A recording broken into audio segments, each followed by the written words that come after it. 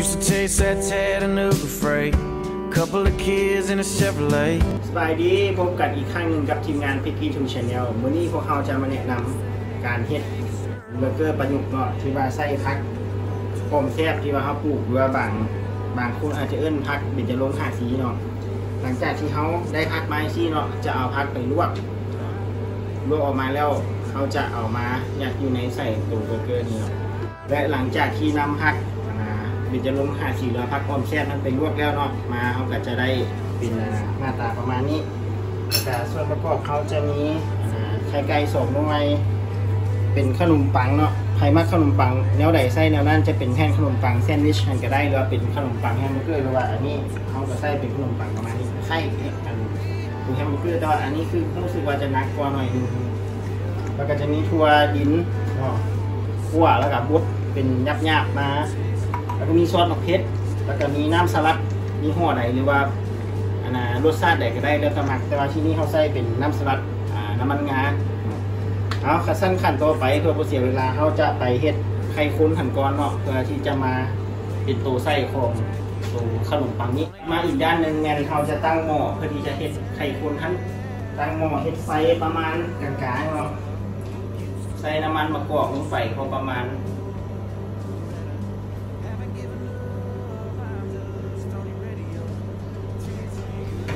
มีเขามีกระเทียมซับประมาณครึ่งดวง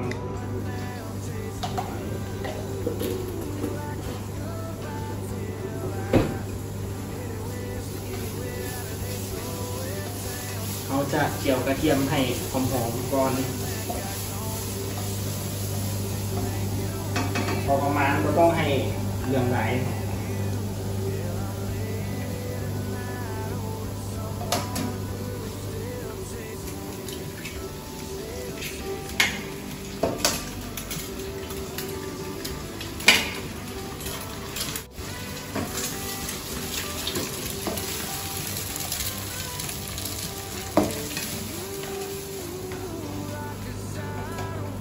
มาด้านการปรุงเขาจะเฮ็ดเป็นฟิวชั่นหน่อยนึงคือจะมีพริกผงหน่อยนึงแล้วก็มักเฮ็ดหลายกันหลายเนาะพริกผง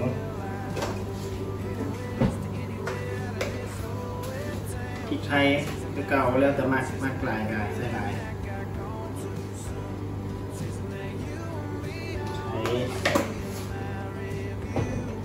แล้วก็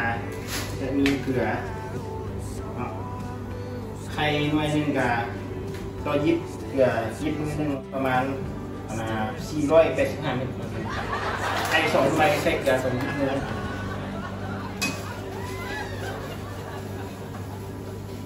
คนตัว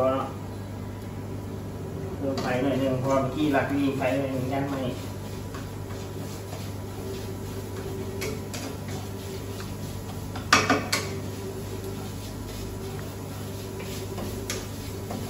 คนให้เกลือเนาะเมื่อกี้ที่เขาใส่ลงไปเข้ากันดีก็ไข่ของเขาสีงองมาหน่อยนึงให้มันไข่มันแตก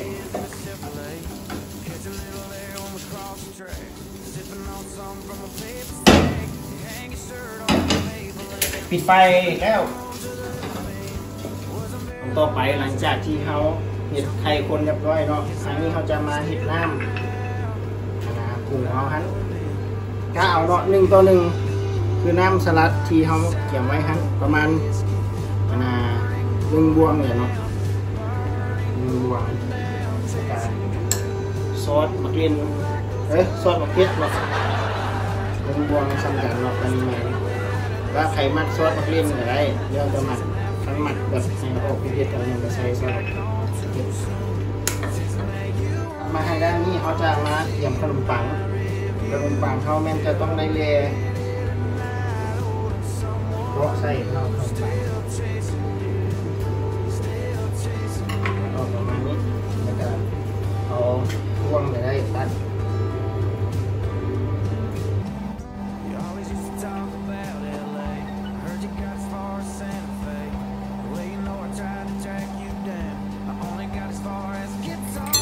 สูตร นี้ว่าไงครับพระเจ้าจะให้ได้ใส่หลายๆกันเลยลักตักแป้งออกให้มันเป็นหลุมประมาณนี้เนาะหรือว่าบางคนที่ว่าบ่มักใส่หลายก็บ่ต้องเอา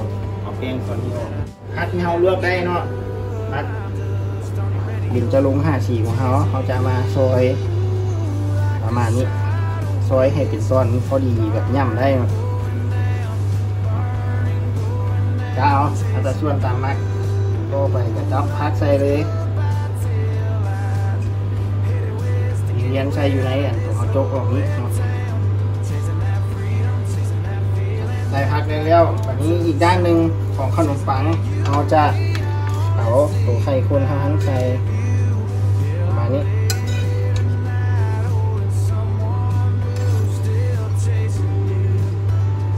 พอประมาณเนาะไข่มากลายก็ใส่ลาย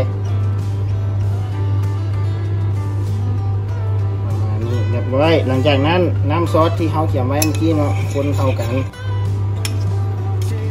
ราดลงไปทั้งสองฝาหลังจากฝาทำอิฐที่เราเห็ดไว้เนาะฝาพักแล้วก็ฝาไข่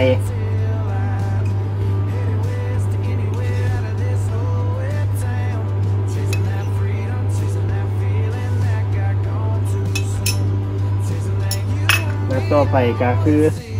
โทดินกานี่แหละเนาะโอ้ยใส่ตามมักเลยเขาดิน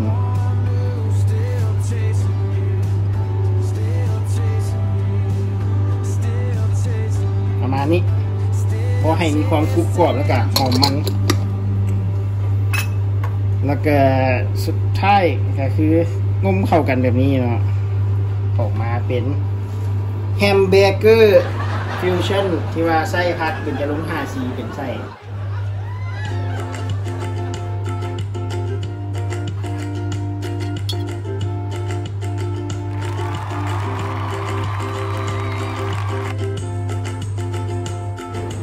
ต่อไปเป็นขั้นตอนการชิมเฮ็ดเองชิมเอง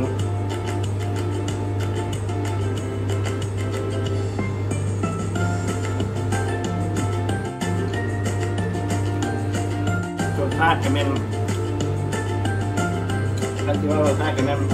ผักนี่จะนุ่มๆเนาะเพราะว่าเนี้ยลวกค่อนข้างนุ่มเลยนึงแต่สำหรับคนที่มักจะให้ผักกรอบๆแต่บ่ต้องลวกอยู่เนาะให้ผักมันยังมีความกรอบอยู่จะเป็นรสชาติของน้ำสลัดกับซอสอะไรเนาะหลักๆก็มีความมันความเค็มของไข่กับตัวดินเข้ามาคือว่าเป็น